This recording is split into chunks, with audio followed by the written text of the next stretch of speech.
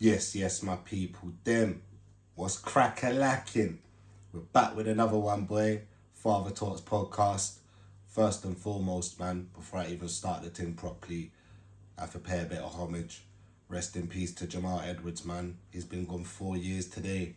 For those of you that don't know, and if you don't know, I don't know where the hell you've been for the past how many years, but Jamal Edwards was a pioneer in this music scene, man, who created a platform called SBTV, which literally lifted off loads and loads and loads of rappers' careers. It's that real to say, if he didn't decide to make SBTV, half of these rappers wouldn't even exist today. Well, they'd exist, but we wouldn't know of them. Do you know what I mean? They wouldn't be as popping as they are. And that is the realness. And I'm sure half of these rappers will say that themselves.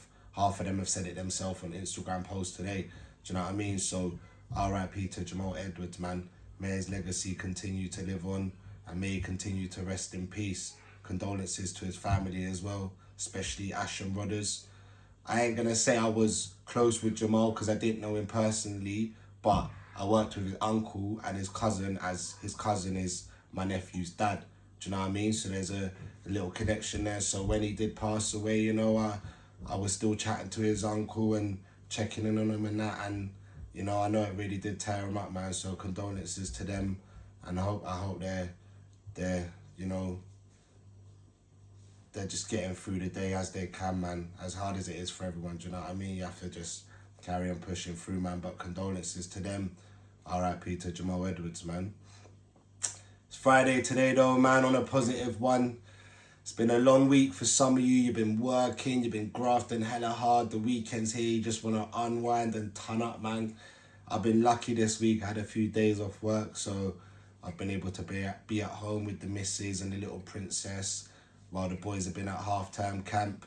And even with that being said, man, some of you have been at home stuck with the kids all week, under your feet, everything. You're just thinking, Ross, when is Monday coming, man? They need to go back to school.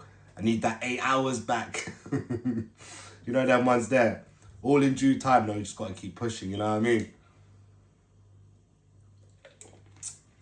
Like I've said before, man, this parenting game is not for the faint-hearted. There's a hard graft. It's a graft in itself, but you get through it, man. You know what I mean? We just got to keep going. But salutes and love hearts to you as well, man. It'll be Monday soon. If you're out tonight, though, man, you know what I always say on a Friday, man, just look after yourself, look after the people around you, be mindful about what's going on around you, don't lose anyone you're with, you know what I mean? Remember, you got families to get home to in the morning, you got kids to get home to. So yeah, man, have a good night, but just look after yourself and be easy, man. Today's first topic of the episode I want to touch on, man, just a quick one. I'm not sure if a lot of you have seen it today. I see it today when I was on Facebook and I was fuming. I was so heartbroken for the girl. And it's ironic I use that word because it's actually about the girl Jodie. I think her last name Jodie Aysha, the one who made the song Heartbroken with T2.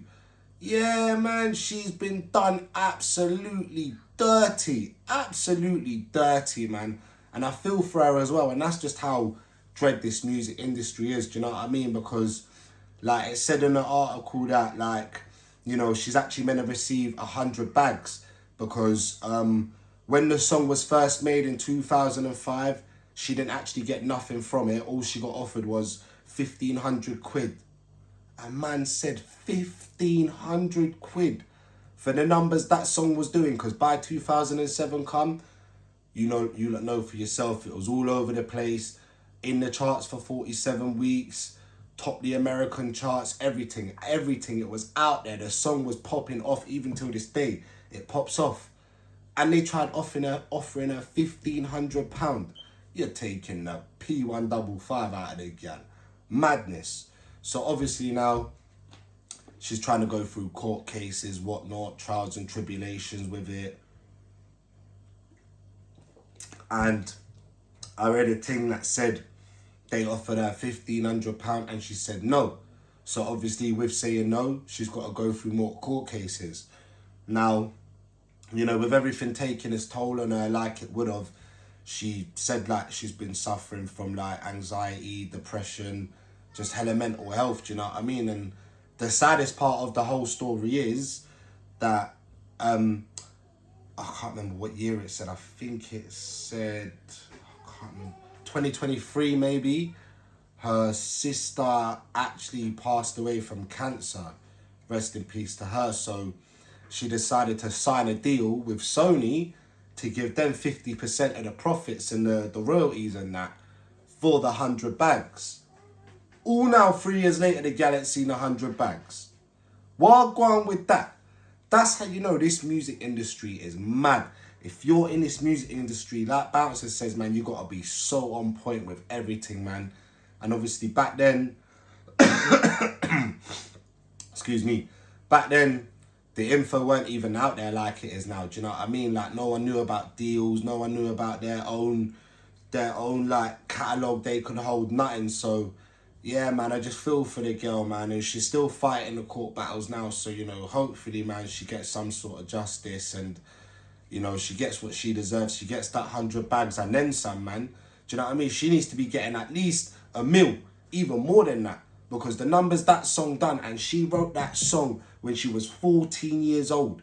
And it's all real. She wrote it about her own sister actually being heartbroken by her boyfriend. Do you know what I mean? So when stuff's pure like that, it's organic like that, you can't be disrespecting her thing, man. You have to give the girl her flowers, give her what she needs. Do you know what I mean? Like, give her all her credit. Standard, man. But hopefully, Jodie Aysha, you get what you're looking for. Do you know what I mean? Because I think it's terrible how they've done you dirty, man. But as bad as it is to say, that's just how the game goes, man. It's crazy, but yeah, man, it's really how it goes, isn't it? It's disgusting. It's awful. But yeah, man. The next topic of today's episode I want to touch on quickly, man. The word provider or providing. Now, what I wanna ask my audience is, now leave it in the comments and let me know your opinion on it. But what is a provider to you, or what is providing? Because, you know, I started this podcast because, like, I've come to a stage in my life where I've realised that my fatherhood journey ain't been the best. I ain't been the best father. So this is almost like a self-counselling thing, and a thing where I might be helping other dads out there who feel they're in the same situation as me, right? And now, before I came to that realisation of, you know, how I was going wrong, I was always stuck in this thing of, like, because on one hand, I'd say, I would say to my, before I came to the realisation, I'd say, nah, I'm a calm dad. But on the other hand, I'd say, I'm a terrible dad. Now, I'd say I'm a calm dad, I'm a good dad, because I had the thought to myself that no matter how I was going on, if I was, you know, telling my kids off a bit unfairly or overreacting how I'm telling them off, or, you know, mistreating their mum in any way between us or something like that, I was always a good dad, because no matter what was going on, I was providing. Do you know what I mean? They had everything they wanted. They had everything they needed. I'll say it outright. My kids are spoiled. Do you know what I mean? But that's why, to me, I weren't a bad dad, because I was providing. If they needed new shoes, they get new shoes. When Christmas comes, they got bare Christmas presents they wanted and more than they needed. Do you know what I mean? Overdo it at Christmas all the time.